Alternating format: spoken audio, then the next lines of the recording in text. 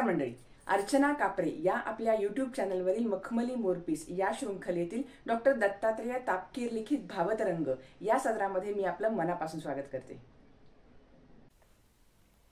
मंडळी, तापकीर सर म्हणजे एक अष्टपैलू व्यक्तिमत्व.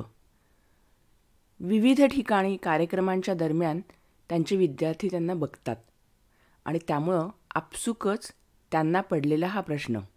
चला तर मग जाणून घेऊयात आज प्रत्येक विद्यार्थ्याच्या मनात असलेला हा प्रश्न. सर, तुम्ही काय काय करता हो? मी महाविद्यालयात प्राध्यापक असताना अधूनमधून गप्पांचा आणि प्रश्नोत्तरांचा तास घ्यायचो. एकदा अशाच गप्पा रंगल्या असताना एका धीट विद्यार्थिनीने थेट प्रश्न विचारला, सर, तुम्ही खूप सिनेमे पाहता का हो? मी उत्तरलो, खूप नाही, परंतु बऱ्यापैकी पाहतो, आणि ते पण चांगले असतील तरच. पण तुला का बरं हा प्रश्न विचारावासा वाटला? तेव्हा ती म्हणाली, मागच्या 2-2.5 महिन्यात मी तुम्हाला 3 वेळेला सिनेमा थिएटरमध्ये पाहिलं.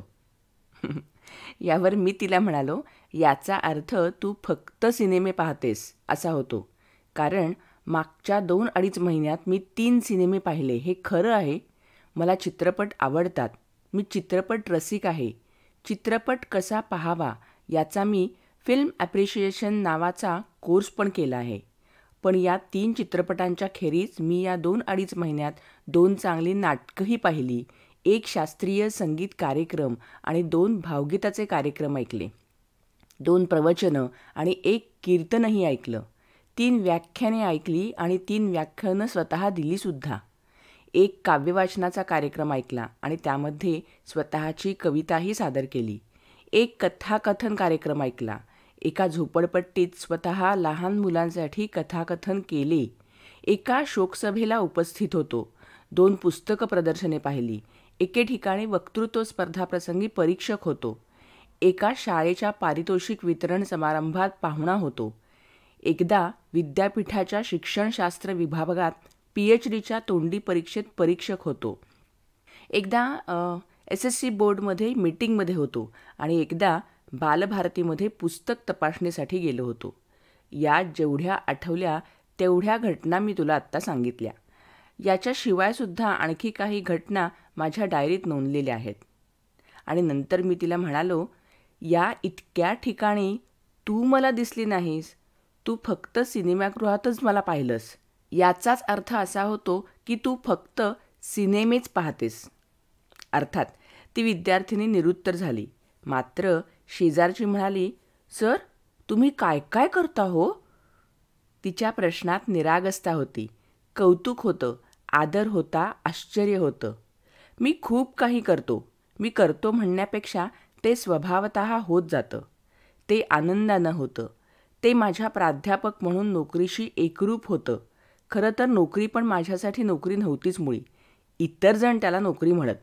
माझा तो छंद होता, आवड होती, वसा होता, व्रत होतं, धर्म होता, कर्म होतं, वर्म होतं.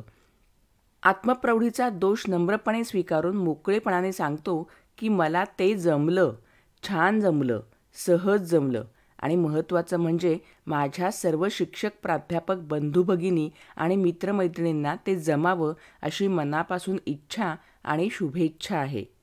शिक्षकानं फक्त शिक्षक राहू नये. त्यानं अथवा तिनं थोडं कवी व्हावं, थोडं कथाकार व्हावं, थोडं चित्रकार व्हावं, थोडं गायक व्हावं, थोडं नर्तक व्हावं, थोडं वैज्ञानिक व्हावं, थोडं संशोधक व्हावं आणि खरं सांगू, थोडं वेडंसुद्धा व्हावं. लोक म्हणतील, एक नाही धड भारंभार चिंध्या. आपण म्हणायचं, सगळं थोडं थोडं, भारंभार समृद्धी. शिक्षक बहुगुणी असावा, बहुश्रुत असावा, बहुभाषिक असावा, बहुसांस्कृतिक असावा, बहुशिक्षित असावा, बहुपैलू आणि बहुरूपी असावा. शिक्षकांना फक्त शिकवत बसू नये. थोडं शिकावं देखील, थोडं ऐकावं, थोडं सांगावं, थोडं विचारावं, थोडं विचारात पडावं, थोडं शोधावं, थोडं चुकावं आणि चुकलेलं कबूल करावं. शिक्षक ध्यानी, ज्ञानी आणि स्वाभिमानी असावा, प्रेमळ, प्रांजळ आणि सोज्वळ असावा, अभ्यासू, पिपासू आणि कामसू असावा, ज्ञानप्रेमी, भाषाप्रेमी आणि कलाप्रेमी असावा, चांगुलपणाचा आशिक आणि सौंदर्याचा रसिक असावा, सत्याचा शिक्का आणि तत्वांचा पक्का असावा.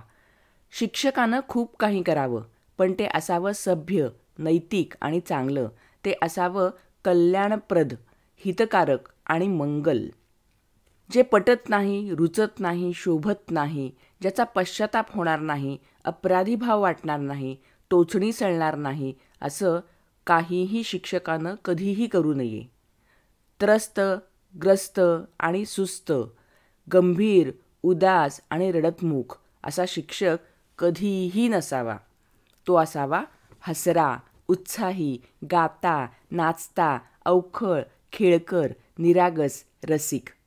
त्याच्या जीवनात इंद्रधनुष्य बहरावं विविध विद्याशाखांचं आणि कलांचं. त्याची जीवन मैफल निनादून जावी भावपूर्णतेच्या सप्तसुरांनी. नखशिखांत नाहून निघावा तो ज्ञानगंगेच्या अविरत प्रवाहात. उजळ किरणे चमकावीत त्याच्या आयुष्यात समाजसेवेच्या सौख्याची. त्यानं खूप काही करत राहावं अथकपणाने आणि मग खुशाल विचारावं त्याच्या विद्यार्थ्यांनी आणि समाजाने, सर तुम्ही काय काय करता हो? मंडळी, आजचा हा जर व्हिडिओ तुम्हाला आवडला असेल तर याला लाईक करा. तुम्ही तुमचे मित्रमंडळी, आप्तस्वकीय, नातेवाईक आणि आपली पुढची पिढी या सगळ्यांना हा व्हिडिओ नक्की शेअर करा अशी माझी खात्री आहे. आणि आत्तापर्यंत अर्चना कापरे या आपल्या यूट्यूब चॅनलला जर तुम्ही सबस्क्राईब केलं नसेल तर लगेच सबस्क्राईब करा. पुन्हा भेटूयात पुढच्या गुरुवारी भावतरंगमधील अशाच एका तरल अनुभवासहित. तोपर्यंत हरिओम. सर्वम कृष्णार्पणमस्तु. धन्यवाद.